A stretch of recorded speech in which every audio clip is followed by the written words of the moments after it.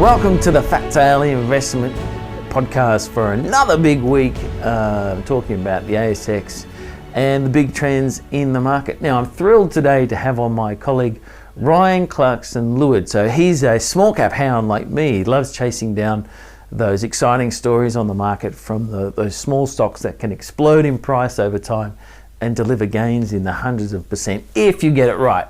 I've said it before, they're not without risk, and they're certainly more volatile than the regular blue chip stocks that generally most people invest in.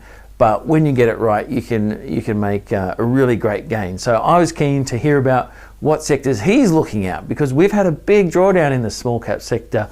I'd say over the last, I think it's fair enough now to say over the last 8 months at least, even going back into last year, where, to be honest, a lot of the companies were releasing good news, but a feature of how difficult the market has been since last year is that good news didn't re-rate the stocks up. In fact, most of them sold down anyway, and that makes it really difficult as a small cap investor, because many of them don't make money. They rely on positive news, positive momentum, investors being exciting about the future that they're building. So that hasn't happened this year. But from my perspective, you're seeing all these great little stocks heavily sold down, and at some point the growth cycle will kick in again. Well, that's my view anyway. And so it gives you a really intriguing entry point across a whole bunch of sectors, whether it's resources or healthcare or tech. The world is our oyster in a sense at the moment. Now, Ryan's been doing this a long time. He now heads up a service called Exponential Stock Investor. So I was keen to get him on to hear about the trends that he's following for that service. So here he is, Ryan Clarkson-Ledward, talking about Australian small cap stocks. Well, as I alluded to earlier, we are going to be talking about small caps today, and a couple of the themes to follow going forward. We've had a rough 6 to 12 months in the small cap sector. So, Ryan, from your perspective, can you tell us how it's been, just to set the background, how it's been navigating the small cap sector in the last, let's say, 12 months or so? Yeah, sure. I mean, as you've already alluded to, it's been a pretty tough time, and I'm sure a lot of investors are sort of worried about that and getting on their nerves about when this will end, if it'll end, how much money they might be losing. But I guess I'd urge them to take a step back and remember that these sort of cycles always come and go. And while we haven't had a bear market as this vicious for quite some time, in the end, there will be more opportunities to be found, and small caps are probably still a great place to be invested in if you're looking for good, strong, long-term returns. So in terms of navigating it, though, I mean, it's been interesting just sort of trying to watch how markets have responded to all these big events. So obviously we've got the war in Ukraine, we've got the Fed raising interest rates, and a lot of people are sort of putting this emphasis on these big events that I feel like is pushing them into certain directions and certain narratives that maybe are a bit overblown to an extent. Because, I mean, 12 months ago, everyone was paying attention to Jerome Powell saying that, inflation is transitory, it's not going to be around forever, we're going to deal with it. Now, 12 months later, he's saying, we're going to avoid a recession, we'll keep raising rates, and we're not going to go into this huge economic death spiral sort of situation. I don't understand, I guess, why people are so confident in his ability now when he was so wrong 12 months ago. So from my perspective, I suppose it'll be interesting to see whether or not the Fed can balance this problematic situation that they've brought themselves into. And like a lot of our other editors have been saying recently, I think the Fed will have to start actually cutting rates again sooner rather than later, which will bring back the share market and bring back a lot of bullishness to it. So there's sort of interesting dichotomies at play, and there's interesting narratives at play. But if you can find good stocks with a good theory and a lot of cash a lot of the time, then I think they're solid investments still. Well, absolutely. It's interesting. If you can avoid some of the damage that's been going on, obviously everything's getting cheaper and cheaper and cheaper. So for me, it's getting exciting, because obviously you get a look at some really great projects that have been butchered. Because one of the things is in any bear market sort of situation, the good get thrown out with the bad, and people panic and they just dump it. Or often, I read, for example, sometimes you get a situation where small cap funds they suffer withdrawals, that kind of thing, so they become forced sellers, and that pressures the stocks down even further. So it's a great time to go looking. Previous to the heavy selling that we're seeing at the moment, clearly lithium was the leading sector, and the EV theme in general behind that. That's obviously not going to go away in the short term. What are your views on that, on the battery metals in particular, and the related stocks there? Yeah, look, you're absolutely right. It's a story and it's a theme and a sector as a whole that's not going to go away, even if some people want it to. It's certainly sort of burned pretty brightly, pretty quickly, especially in the lithium sector, as most people probably know by now. And that's starting to cool off, but maybe not as much as some people thought as well. But I certainly think there's going to be good opportunities in that battery metal sector. And I think especially in maybe a lot of the more overlooked materials as well. So lithium, nickel, copper, cobalt, they're sort of big ones. But then there's all these offshoots in like manganese, I think vanadium as well as lead, I've heard in some batteries, which is not as appealing maybe as some of the newer stuff. But there's all these sort of, I guess, tangents that can go down and can offer up new innovations for it. And I think that's where a lot of the exciting opportunity is, in that innovation. So it's not necessarily about sticking to what works now, but finding new ways to make more economical batteries or battery developments, or even some of the ways that they produce them and some of the downstream benefits as well. So yeah, I think it's going to keep being an exciting sector. It's going to keep delivering some volatility, but long term, the returns should be amazing as we see this transition continue.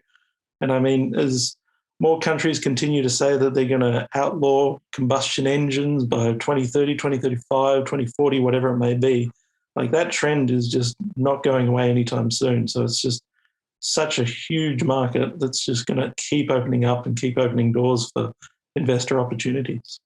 And do you still think the best way to ride along with that is through the resource sector? I mean, there are probably other ways of doing it as well, because with your publication, you've got the coverage to go to the US and different markets, right? So you can look at not just here in Australia. We tend to be a little bit restricted towards the resource sector because that's what's available to us. Are you following the international markets as well?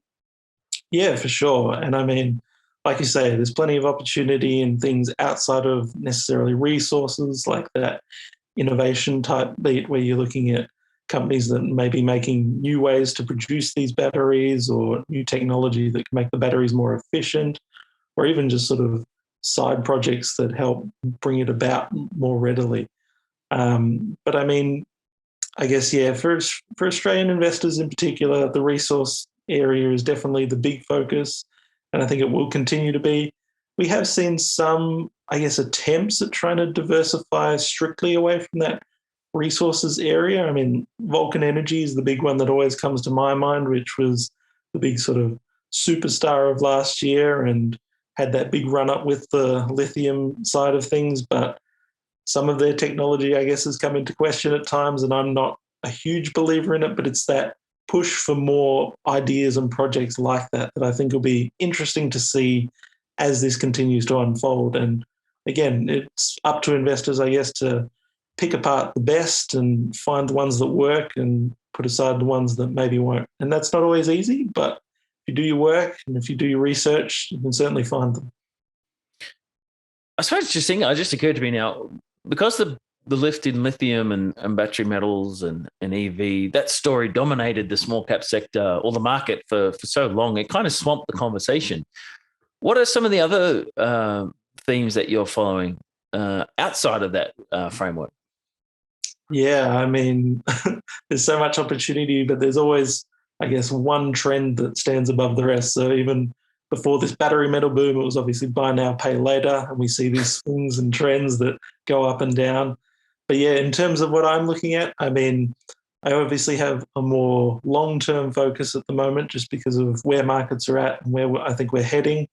So I really like stuff around Web 3.0 developments and looking at this sort of amalgamation of new technology through AR, VR, metaverse, even some blockchain stuff, even if crypto is getting smashed at the moment.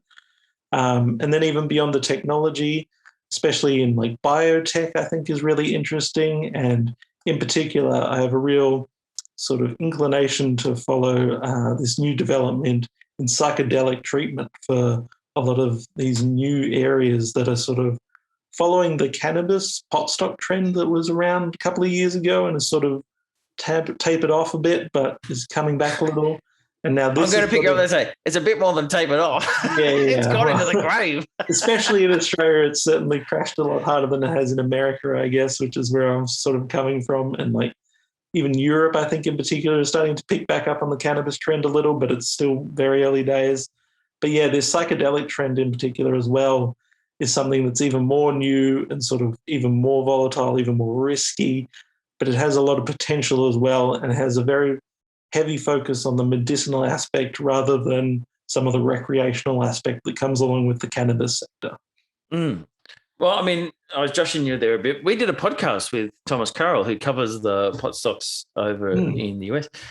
And I'm a believer in the cannabis story, but it just doesn't come in the conversation anymore. And the stocks here in Australia have just gone to sleep and they just don't want to wake up.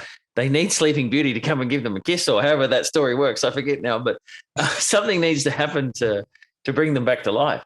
There's a couple that I follow, and especially over in the US, that they make money. Like a lot of them make money, but it's just the market has dropped the story. So again, you look at that sort of opportunity where you're like, geez, the mega trend, if you like, if you want to call it that, is still there, but the stocks are really, really cheap. So yeah, I'm super keen to follow that story. I don't know that here in Australia we have the best angle into cannabis. I think the US ones are, because it's legal over there in the States and they're able to build bigger businesses with better cash flows and that type of thing. But definitely I'm looking for the comeback, if it ever comes, the cannabis comeback. The psychedelic bit, I don't fully understand as much, but the idea is magic mushrooms. Is that correct?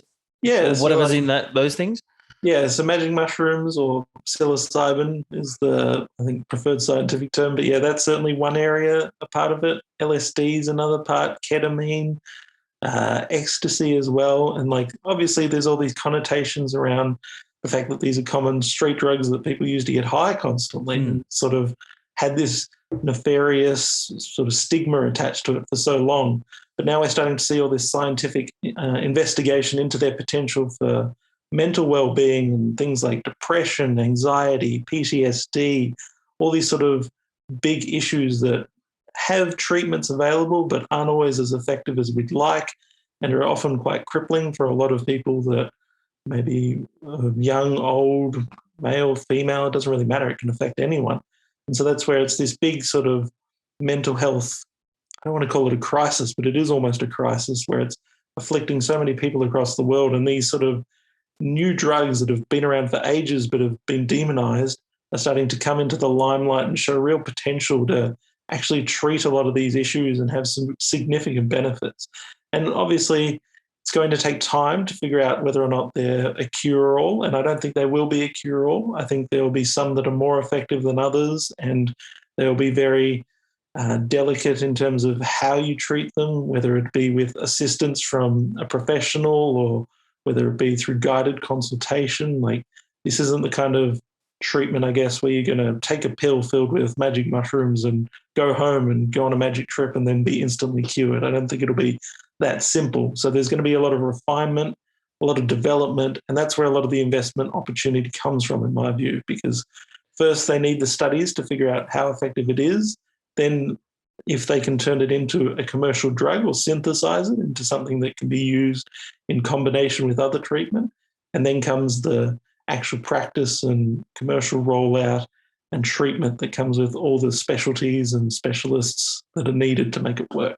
So just to jump in there, what exactly is the idea? Do they extract the ingredient and put it into something else, or they literally are giving people magic mushrooms and saying, what effect it has? Or It's a bit of both, actually, from what I've seen. So a lot of the early research was sort of taking the drugs themselves in isolation. So with magic mushrooms, I guess it's obviously a bit different because it is a naturally occurring mushroom, but they can, extract the psilocybin uh, parts that actually give you the high and then try and synthesize that either into some sort of liquid or edible format and then give that to people and sort of use that to test from there. Because obviously, if you gave someone just the pure mushroom, there's a lot of room for error and diagnostic sort of issues that could make the actual clinical trial sort of compromise the data. And so that's where they're trying to make sure that they use a lot of these, pure drugs, I guess, in that sense, which is why things like LSD and ketamine, which are already sort of synthesized in themselves because they are synthetic drugs, is a lot easier to test with and investigate compared to something naturally occurring like psilocybin. But yeah, there's also there's a lot of, I guess, interesting research, I would say, into finding ways to synthesize them further and turn them into drugs that give us the medicinal benefit, but without the hallucinogenic high. And I think that's where a real opportunity will come in the long term, because if you remove that component, then there's little criticism you can have to actually using it in a medical way. Interesting. So, I guess is it possible though that that theme, if you like, follows cannabis a little bit? I think one of my observations of the cannabis sector is that everyone got excited about the industry, but then lost in all that was that it was still unproven. It had to go through all these trials, and that takes time. It can take years to get these things through. Mm-hmm. So do you think for now it's more of a trend to observe rather than invest in, or do you think the market is going to hunt the growth prospects of this, if you like, and bid it up in the same way it did cannabis because it's very early and still coming into sort of mainstream observation, for want of a better word? Yeah, I certainly. It certainly could follow that direction. I feel like, I guess, cannabis had elements of that where it's, following that biotech theme where we've got to put in all these studies, all this money into research that takes years and doesn't obviously generate any returns or profit. And then the hope one day is, you stumble across the miracle drug that ends up getting commercialized and then you make all your money back that way. And so biotech investors, I guess, will be well-versed in knowing how risky that can be, in the sense that it can be up 100% in a day and it can drop 90% in a matter of days as well. So it's just all a part of that, I guess, just the market in general and how you invest in it. As for where I see it going, biotech in particular, along with a lot of other, I guess, traditional tech, has been particularly hit hard in this recent bear market. So that's certainly scaring away a lot of money and a lot of capital and a lot of liquidity. And I think that's obviously, you can see that in cannabis as well to an extent, but it's certainly hitting this sort of psychedelic sector just because it's so early in its development and there's no foundation, there's no history to it that people can sort of rely on and know that, well, it might come back and it might roar to success. But because of that, I think it's a huge opportunity in the sense that it's so unknown, it's so undiscovered, it's so undervalued and overlooked to an extent that if it does pan out, then it could just net huge returns. But it's obviously that risk, and it's that risk factor that investors need to be comfortable with, they need to understand, and they need to respect it if they want to invest in something as risky as this. And are these Aussie companies that are involved with this, or they're over in the US or Israel or, the sort of traditional researchy type countries? Yeah, so there's obviously a lot in the US, and particularly there's a lot in Canada as well, just because they're sort of, they're ahead of the curve in terms of the cannabis trend, and they're kind of ahead of the curve in terms of this psychedelic trend as well. But yeah, the US has quite a few companies, Canada has quite a few companies. There are one or two in Australia, but they're not exclusively psychedelic stocks as well. So one in particular is linked with cannabis, and that's sort of following the same trends. But as time goes on, I expect we'll see more companies sort of try to get on it, especially if it starts to pick up steam like the cannabis trend, and you'll see like these bandwagon companies jump on, and sometimes that's good, sometimes that's bad. It depends what they sort of bring to the market, if they can innovate upon it or bring new ideas, new products, new research, whatever it may be. But it'll keep growing, and I think we'll see a lot more development, I guess, if it begins to gain traction. And I expect it will gain traction as more people begin to understand and realize that these sort of opportunities are quite rare, and it's quite interesting and fascinating whether or not they can offer up a real health revolution, I suppose. With your publication, I know you talked recently that you might start trimming a few positions. Is there sectors that you're not excited about, or you're not, maybe they're overvalued, or anything where you think maybe is not so great to go looking at the moment? Yeah, I guess you've always got to sort of pick your battles. And while I think there's always opportunity in every sector if you can find it, there are certainly some that struggle more than others. And right now, we can sort of see that. I mean, technology as a whole has been getting battered, as I've been saying, but I think that's going to open up value opportunities. But I think telecommunications, in particular 5G, that story was sort of big pre-pandemic and was something that everyone was waiting for, the next sort of iteration of telecommunications and internet speeds and faster communications.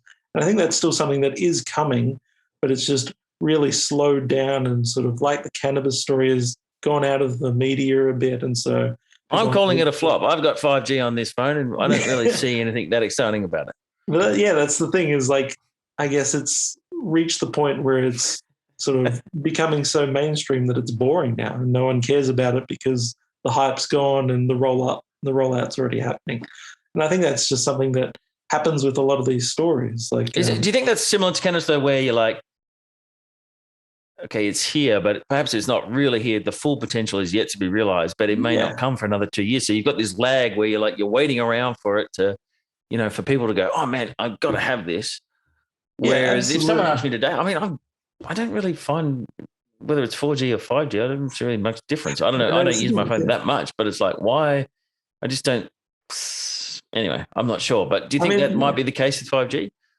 Yeah, and I think that's the thing. And I think that's a big part of how investors respond and react, I guess, to market news, is just the fact that we're so numb to something that doesn't have an immediate pop or an immediate boom, that once we don't get that immediate gratification, then people start. We're bored. Yeah, they get bored and they go away from it. So what's the next thing? Yeah, and that's something that I work closely with Ryan Dinse, obviously, and he's a big proponent in the Gartner hype cycle. And I don't have a chart with me, but if you see it, it's just a simple elevation where you've got this huge peak at the beginning where there's these lofty expectations, and then again it begins to trail off as those expectations aren't met immediately, just because people obviously hyperbolize and make these grand claims that never come about.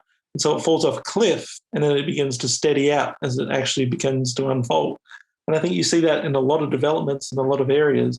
And that's what we're seeing with things like 5G and cannabis, where it's people don't care about it now, but as it continues to develop and actually mature as a market, it's going to start delivering real returns and real profit that people can actually, evaluate and see that this is making good money and this is a good area for return.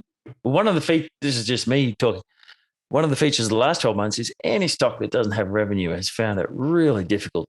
The market support just isn't there like it was previously. And that's been going on for, I remember saying to Greg Canavan, our colleague, about 6 months ago, I'm just like, any stock that doesn't have revenue, it just doesn't lift. So that'll change, I think.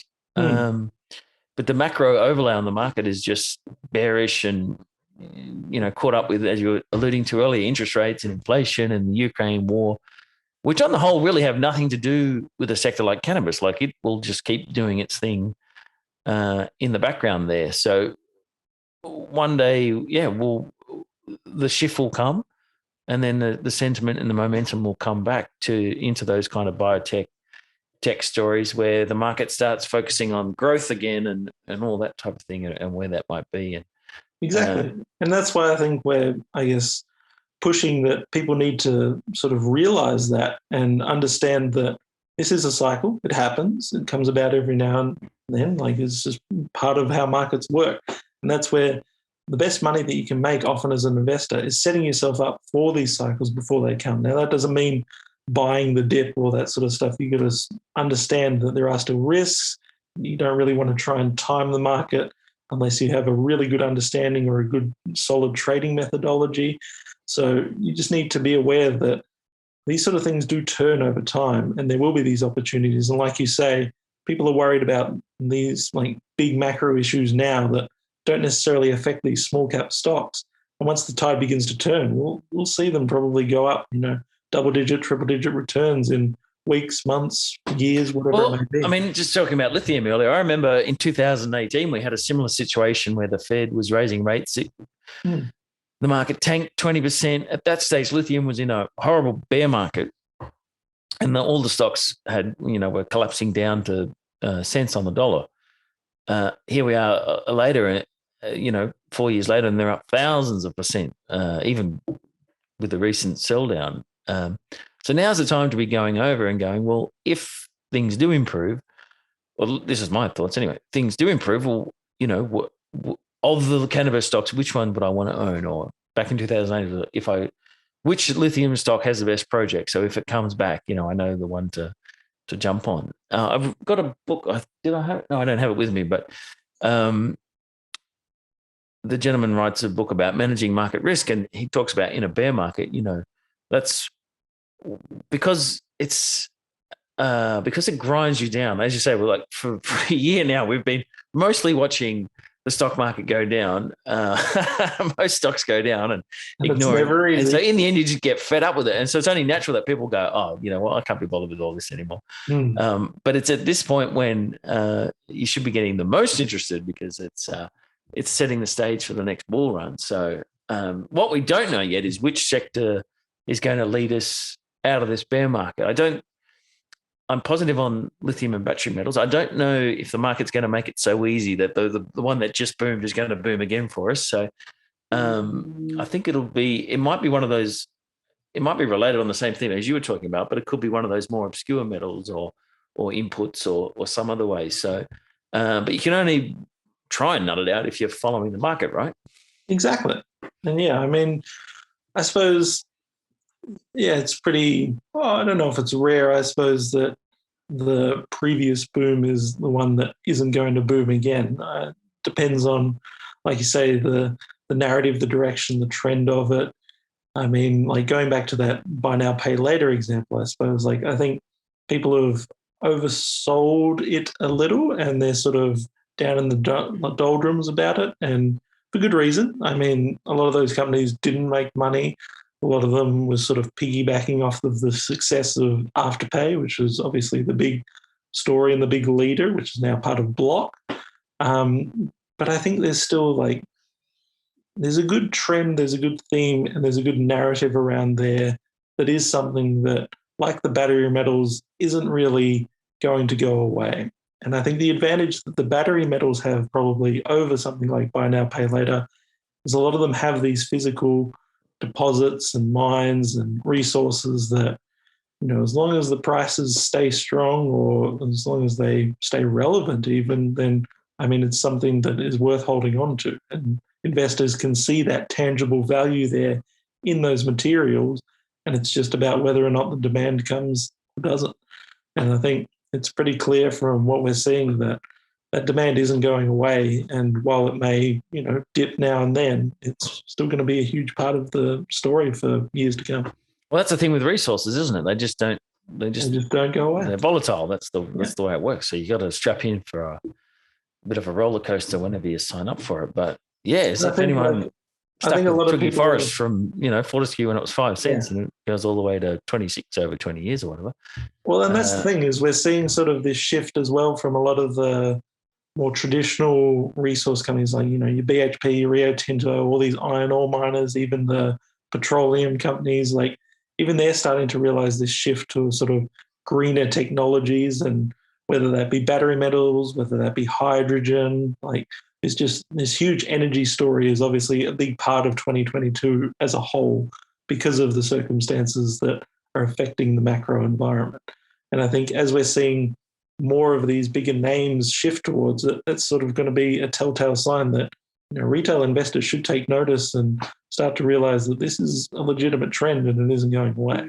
And that doesn't necessarily mean that fossil fuels are going away either. Like, it's all part of it. I was just thinking in terms of, bull runs and bear runs, do you have any thoughts on the crypto market? Obviously, it's been getting absolutely hammered, but it's still, I think it's fair to say, within your wheelhouse of what you're covering. And at least when you talk about, say, buy now, pay later, it's like a broader fintech kind of thing, which crypto is in the slipstream of. So tell us your thoughts on, just to sum up today's podcast, well, not to sum it up, but to conclude today's podcast, maybe do you want to touch on your thoughts on crypto and where it's at the moment?